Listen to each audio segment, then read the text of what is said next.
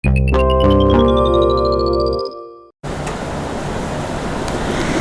seterusnya lah kita tengok berkat di segi umur lah. Umur ni, orang tu yang nampak keberkatan umur dia, sebagai contoh, kalau dalam kampung kita tu, kadang-kadang kita dengar orang meninggal kan. Orang tu dah usia sampai 80 tahun, ataupun 70 tahun, ataupun 60 tahun. Tapi kadang-kadang orang kampung pun tak kenal. Ataupun masyarakat sekeliling pun tak kenal keadaan dia. Tapi ada satu hamba Allah, usianya masih muda, contohnya usia 40 tahun dah meninggal.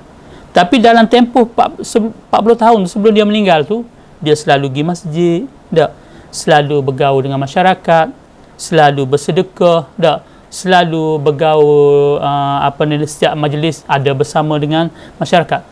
Kalau tuan-tuan tengok, ini saya nak cerita di segi keberkatan umur. Banding dengan orang usia 70 tahun tadi yang meninggal, orang tak kenal tak apa semua dengan usia 40 tahun yang meninggal tadi, Tok Iman pun rasa terkejut. Kita masyarakat kampung ni rasa terkejut dengan kehilangan dia, sebab contohnya dia ni orang yang ringan tulang. Di situ kita nampak keberkatan di segi umur, usia muda tadi berbanding dengan usia yang tua tadi. Itu keberkatan di segi masa. Yang seterusnya yang saya nak lihat ialah keberkatan yang ada pada zat tubuh kita. Tubuh kita ni, sebab kadang-kadang yang paling nampaklah keberkatan ni biasanya ada pada di Rasulullah sallallahu alaihi wasallam. Sebab itulah Rasulullah sallallahu alaihi wasallam apabila dia meludah, sahabat-sahabat akan sambut ludahan dia tu. Sebab apa? Sebab air ludahan dia itu boleh sebagai ubat ataupun sebagai ubat kepada penyakit kulit. Nabi cerita sendiri, maksudnya kamu tidak akan terkena penyakit kulit. Dan berkat ini biasanya kalau kita kebiasaannya lah kalau kita pergi dalam majlis-majlis ilmu, sebab itulah kalau ataupun majlis-majlis perkahwinan dan sebagainya, kalau boleh majlis perkahwinan ni kita bukan kita biasanya kita suruh orang doa, bukan pergi ucap tahniah. Tahniah tu tajuk sebenarnya. Jangan kita kata tahniah itu bukan doa. Kita apa salahnya kita doa barakallahu lakuma atau barakallahu lakum, ataupun setiap kali kita jumpa dengan rakan ucapkan barakallah, dan semoga Allah memberkatkan ke atas kamu, barakallahu alaikuma wa jama'a bainakuma fi khair. Maksudnya itu yang kita ucap.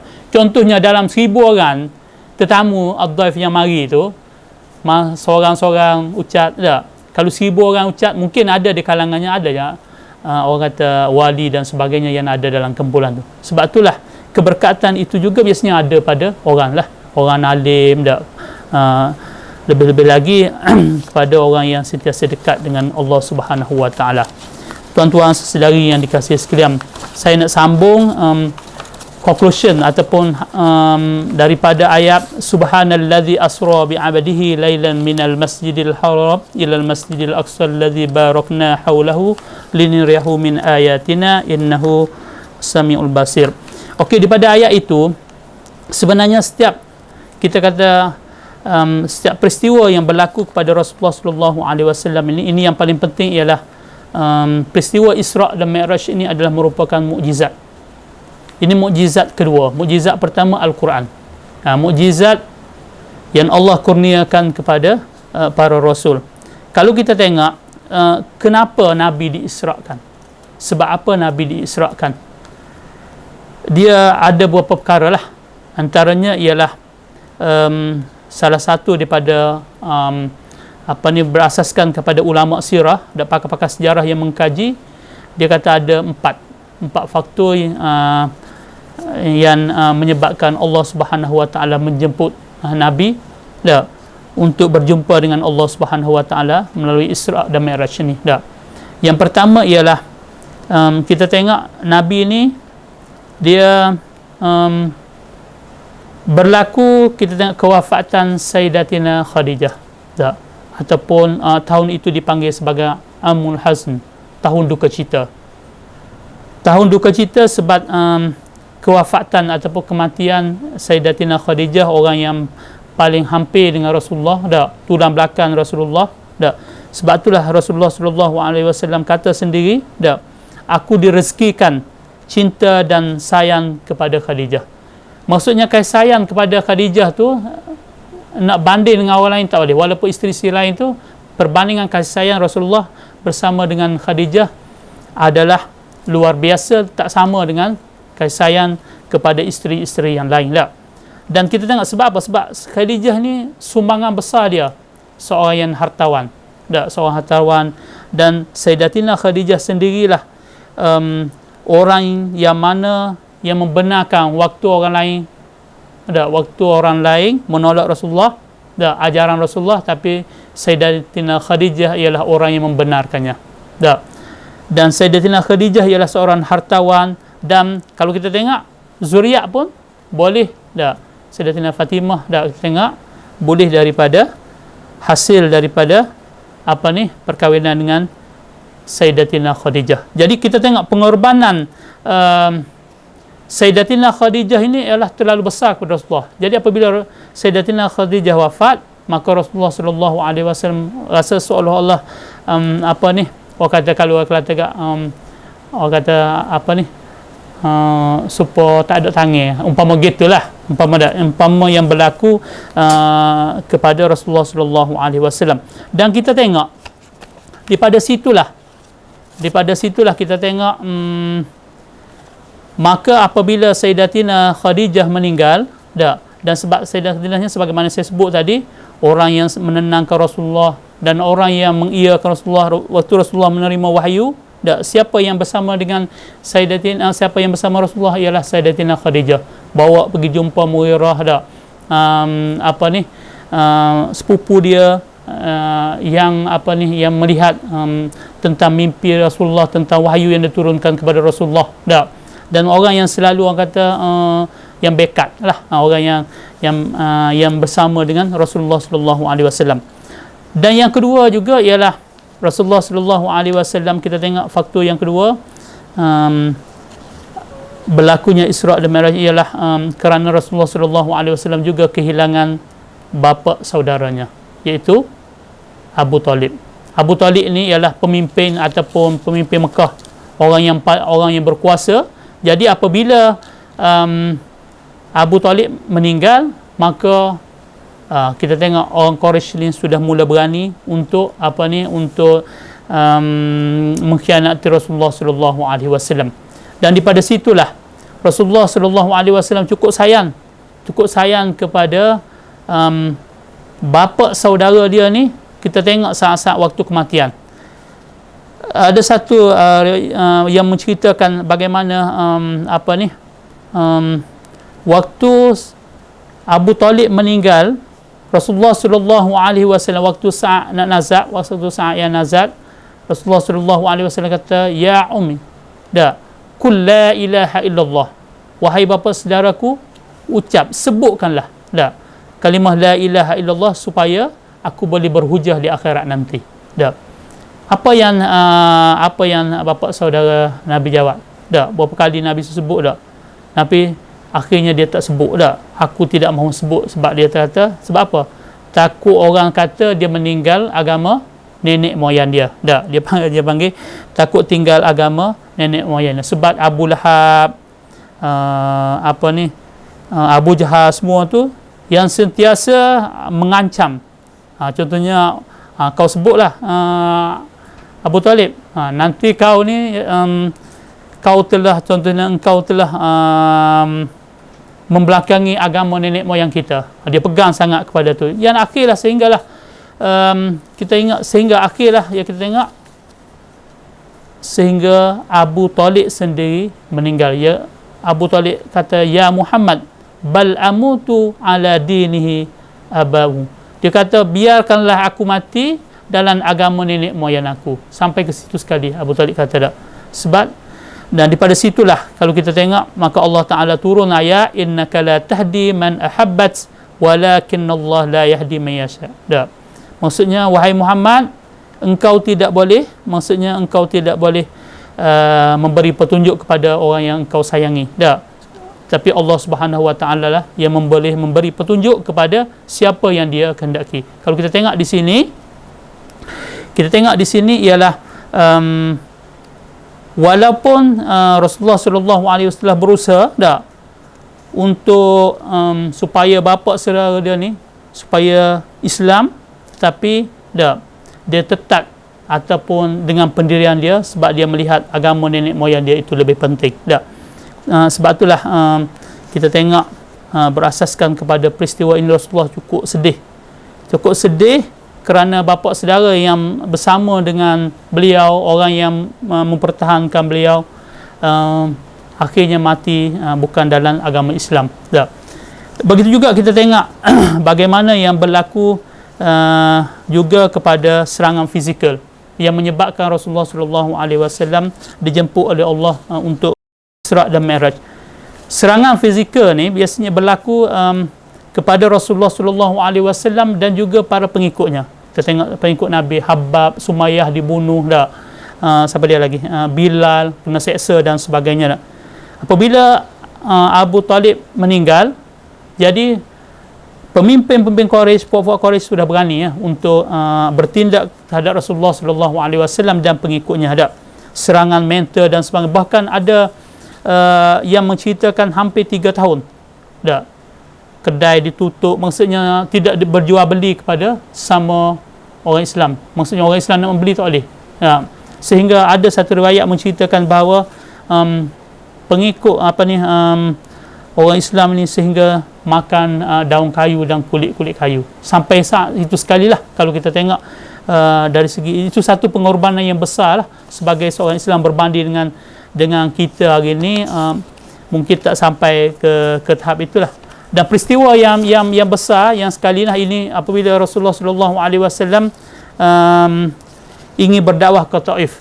Apabila nak berdakwah ke Taif, satu hadis yang menceritakan ini suatu yang cukup berat.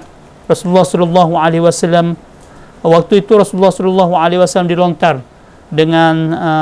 dengan dibaling batu oleh kanak-kanak, oleh remaja daripada Taif, sehingga Rasulullah SAW apabila dilontar tu Rasulullah SAW lari ke satu tempat, bukan lari, mungkin berjalan, tiba-tiba masuk ke satu kebun.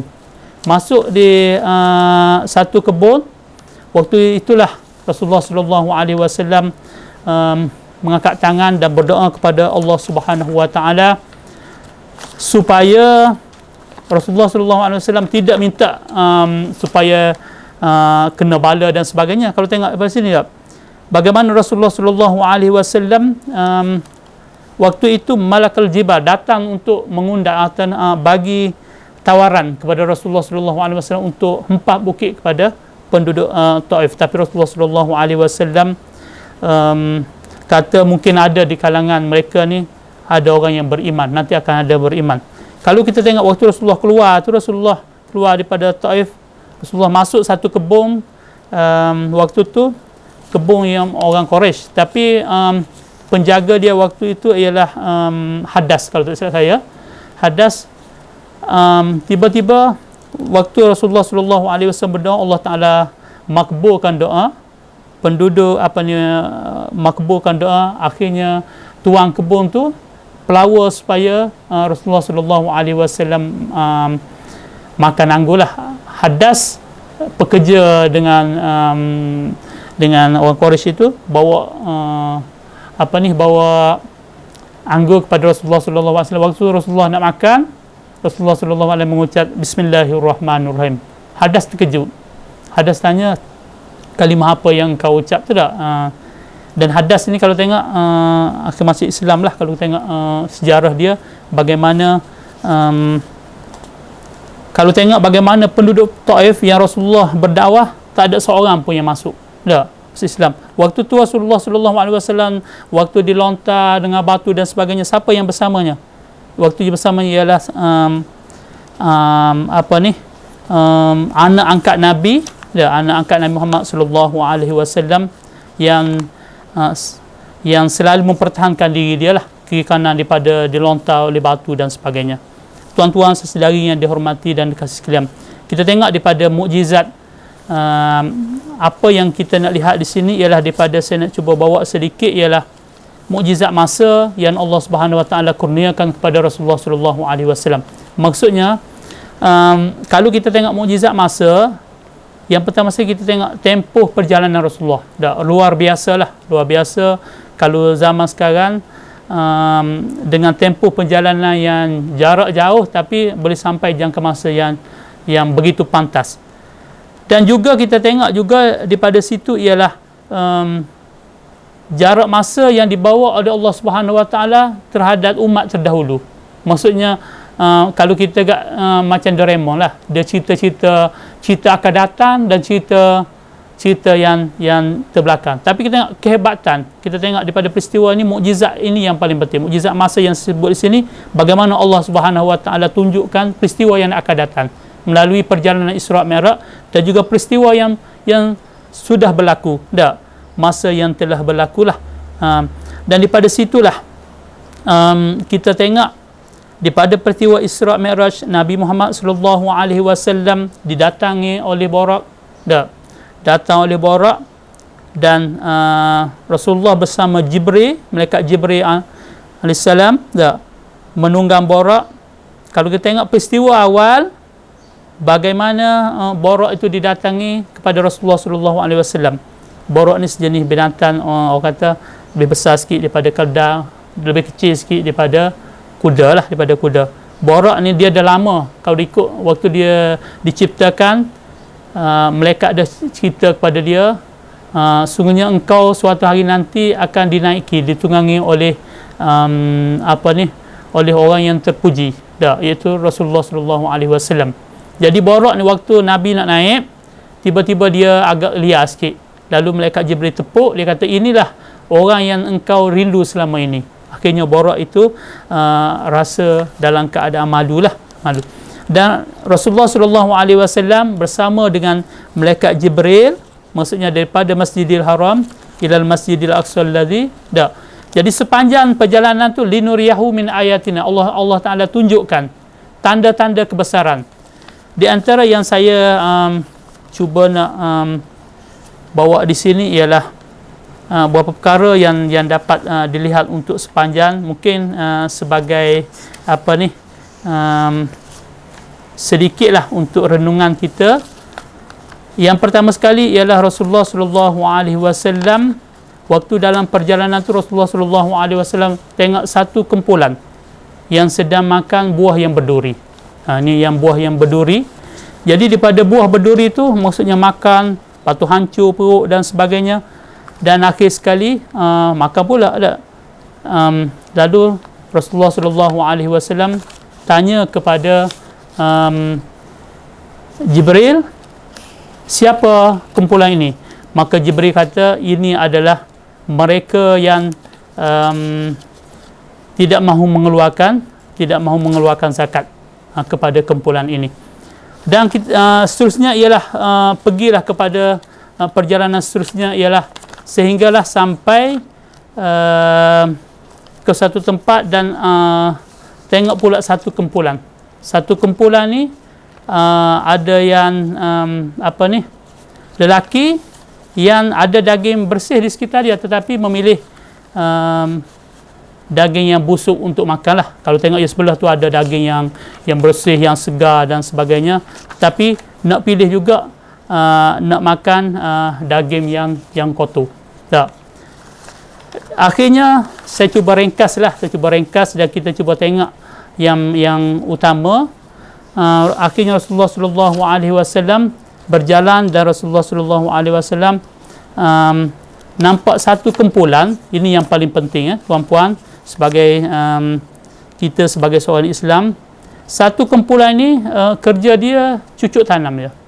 Maksudnya cucuk tanam jangka masa yang singkat, lepas saja tanam, pokok tu terus tumbuh dan terus masak dan akhirnya berbuah. Buah maksudnya berbuah dan masak. Dan rutin dia macam tu. Sebab itu kita rasa pelik, tak perlu pelik. Maksudnya itu adalah hukum akhirat, kata. Maksudnya boleh tuai hasil jangka masa yang pendek. Di situ Rasulullah sallallahu alaihi wasallam tanya kepada malaikat Jibril. Jibril kata, ini ialah orang yang infak, ataupun orang yang belanja, orang yang menderma, orang yang jihad, orang yang menderma hartanya pada jalan Allah Subhanahu Wa Taala. Jadi tuan-puan, kita hari ni peluang untuk menderma kita adalah terbuka luas lah. Dan kalau kita sebagai seorang Islam, kalau kita tengok sebagaimana Rasulullah sallallahu alaihi wasallam bersabda, man nafasa an mu'min kurbatan min kurabid dunya nafasallahu anhu kurbatan min kurabid yaumil qiyamah wa man yassara ala ma'sir yassarallahu alaihi fid dunya wal akhirah. Maksudnya, sesiapa yang menolong ataupun siapa yang membantu kesusahan orang lain, maka Allah Subhanahu Wa Taala kata meringankan kesusahannya yaumul qiyamah, di akhirat nanti. Dan wa man yassara ala ma'sir, dan siapa yang meringankan beban saudaranya, tak kiralah siapa saudaranya, maka Allah Subhanahu Wa Taala yassarallahu alaihi fid dunya wal akhirah. Allah Subhanahu Wa Taala akan meringankan bebannya di dunia dan juga di akhirat. Tuan-puan, hari ini terbuka luas untuk kita, khususnya kita ada tabun kemanusiaan Afghanistan. Tuan-tuan boleh menderma lah, boleh menderma. Mungkin kita boleh upload naik, kita akan naik untuk tabun Afghanistan, sasaran dana lebih kurang 100,000. Tujuannya adalah untuk keperluan bayi, barangan kanak-kanak, keperluan OKU. Ini musim sejuk.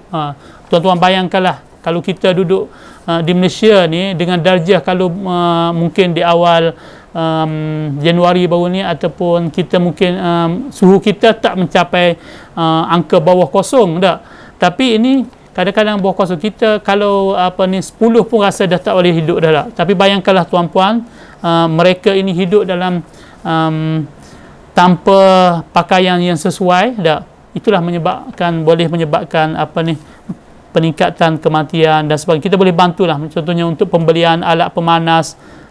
Kita memerlukan dana tabun kemanusiaan Afghanistan. Tuan-tuan boleh bolehlah menyumbangkan sumbangan tuan-puan ke akaun yang disediakan. Begitu juga kita ada untuk wakaf projek infak. Ini untuk tiub. Ini tuan-puan, ini sedekah yang sentiasa berterusan. Maksudnya sedekah yang besarlah untuk kita. Apabila kita untuk tiub, telaga tiub, kalau kita merujuk kepada zaman Rasulullah sallallahu alaihi wasallam, keperluan air inilah cukup besar berbanding dengan benda-benda lain. Dan bagi masyarakat, khususnya masyarakat Rohingya ini, air adalah keperluan asas bagi mereka. Dan kita tengok sedekah kita tu sentiasa berterusan. Pahala, orang kata pahala kita sentiasa berterusan selagi dia menggunakan air itu, selagi itulah pahala ataupun menjana pahala kepada kita.